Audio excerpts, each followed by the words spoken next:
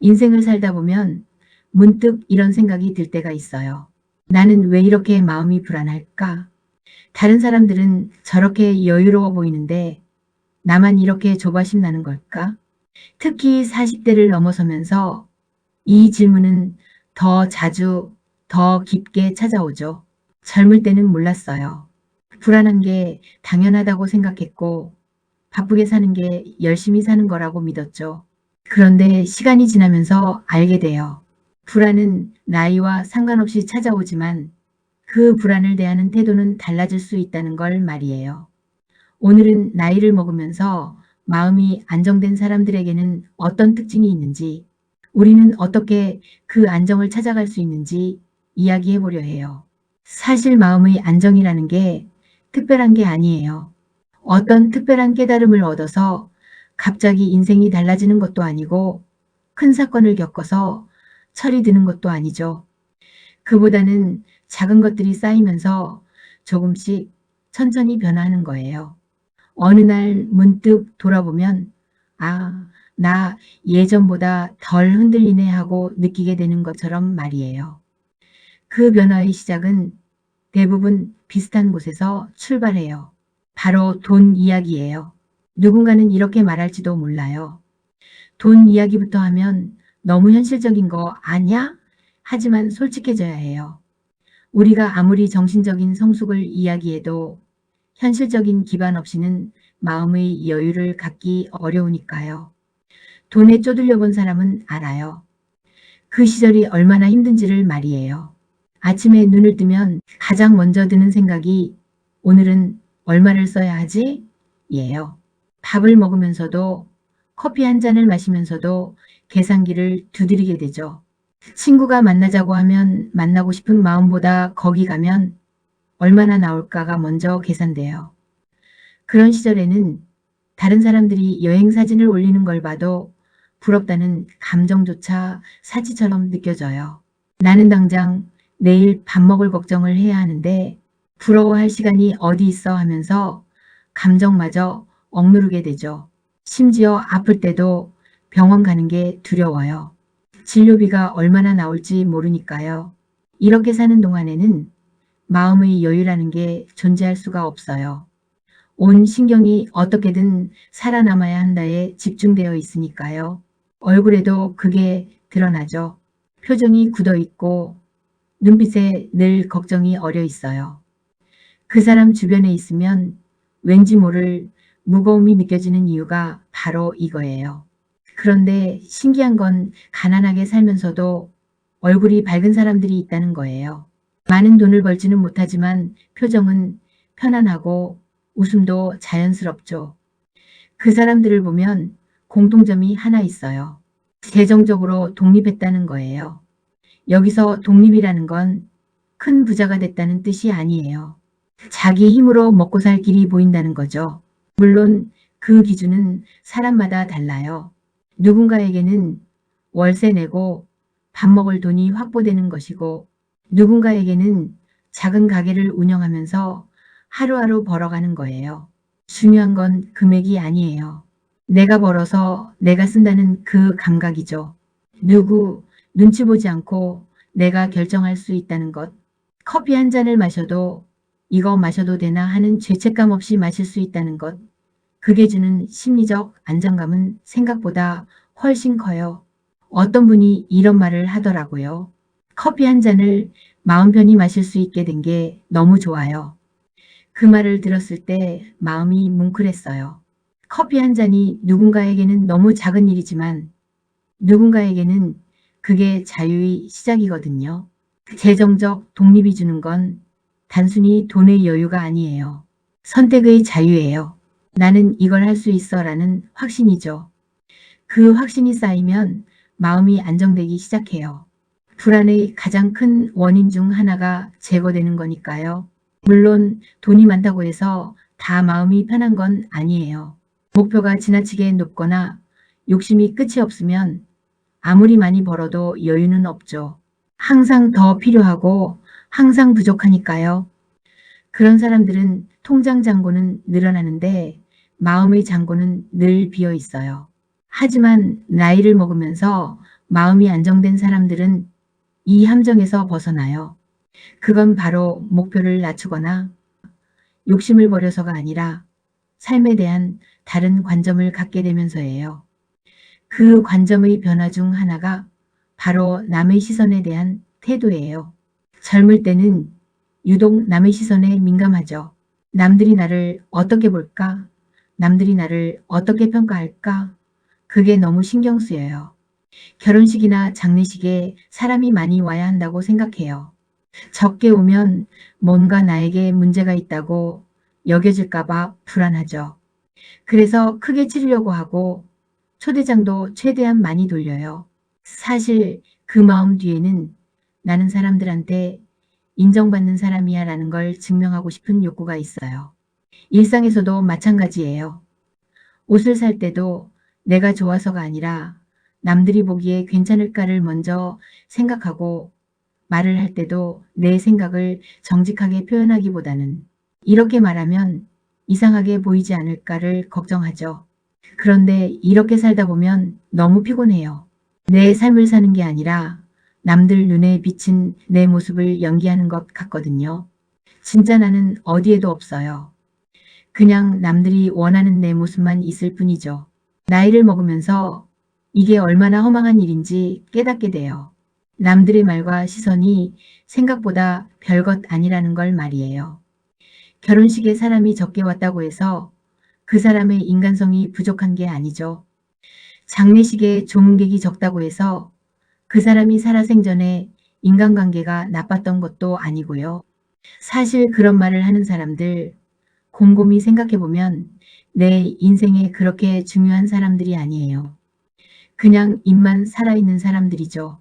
질투하고 깎아내리고 싶어 하고 자기가 잘난 척하고 싶어서 남을 평가하는 사람들이에요. 그런 사람들한테 좋은 소리 들으려고 우리가 얼마나 많은 에너지를 썼는지 몰라요. 그들이 뭐라고 할까봐 조마조마하면서 살았죠. 하지만 그게 무슨 의미가 있나요? 그들은 우리가 잘 되든 못 되든 사실 큰 관심이 없어요. 그냥 수다거리가 필요할 뿐이에요. 가족이나 친척이라고 해서 다르지 않아요. 오히려 가까운 사람일수록 더 함부로 말하는 경우가 있죠. 너 그거 하면 안 돼. 너는 왜 그 모양이니? 다른 사람들은 다 잘하는데 너만 그래. 이런 말들을 던지면서 자기는 충고한다고 생각해요. 하지만 진짜 현명한 사람은 함부로 판단하지 않아요. 말로 다른 사람을 평가하지 않죠. 그 사람에게는 그 사람만의 사정이 있겠지 하고 생각하면서 입을 다물어요. 존중하는 거예요. 나이를 먹으면서 이런 것들이 보이기 시작해요. 누구 말을 들어야 하고 누구 말은 흘려들어야 하는지가 말이에요. 그리고 점점 더 남의 시선에 덜 신경 쓰게 되죠. 어떻게 그게 가능할까요? 경험이 쌓이면서 알게 되거든요. 남들은 생각보다 나에게 관심이 없다는 걸 말이에요. 내가 무슨 옷을 입든 어떤 선택을 하든 사실 크게 신경 안 써요. 며칠 지나면 까맣게 잊어버리죠.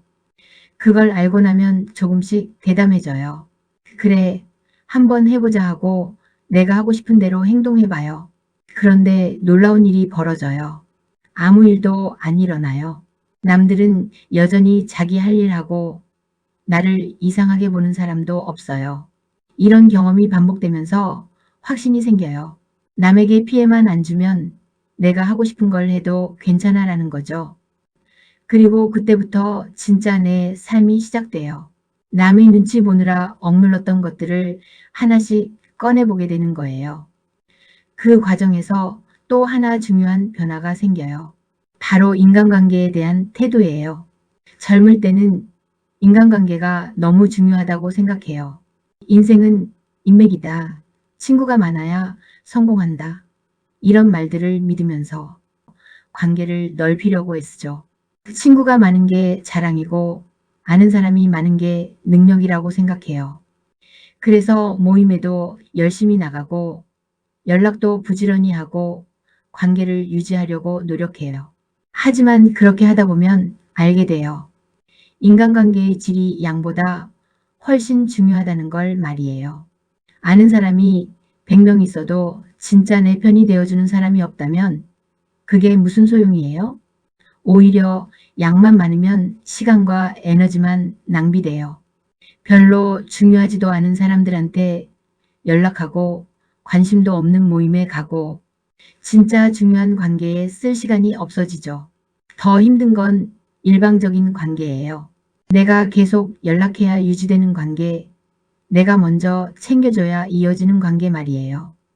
그런 관계는 사실 관계가 아니에요. 그냥 내가 붙들고 있는 것 뿐이죠.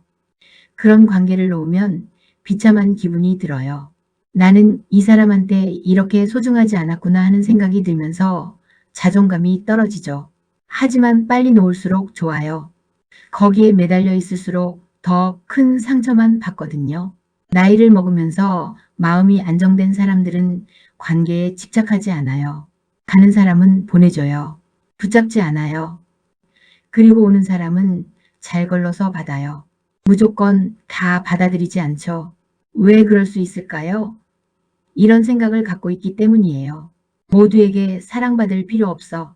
나를 싫어하는 사람을 억지로 붙잡을 필요 없어. 외로움은 나쁜 게 아니야. 이렇게요. 젊을 때는 외로움이 너무 무서워요. 혼자 있는 게 견딜 수 없죠. 그래서 별로 좋지 않은 사람이라도 일단 관계를 유지하려고 해요. 나쁜 사람인 걸 알면서도 헤어지면 외로울까봐 매달리죠. 그런데 이상한 일이 벌어져요.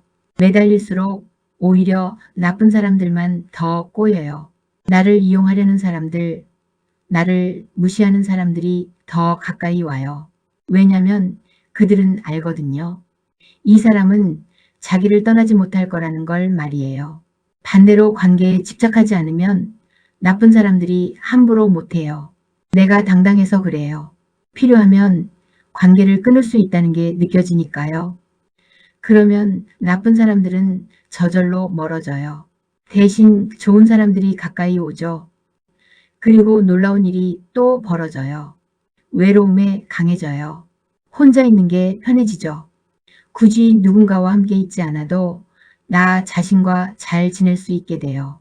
관계에 여유가 생기니까 남아있는 관계들도 더 편안해져요. 억지로 맞춰주지 않아도 되고 눈치 보지 않아도 되니까요. 자연스러운 관계가 되는 거예요. 그리고 그런 관계에서 진짜 매력이 나와요. 내가 바르게 살면 좋은 사람이 와요. 헤어지면 또 다른 사람을 만나면 되고요. 그렇게 단순하게 생각하니까 관계에서 오는 스트레스가 확 줄어들어요. 그렇게 재정적 독립도 이루고 남의 시선에서도 자유로워지고 관계에도 집착하지 않게 되면 자연스럽게 따라오는 게 있어요. 바로 내려놓음이에요.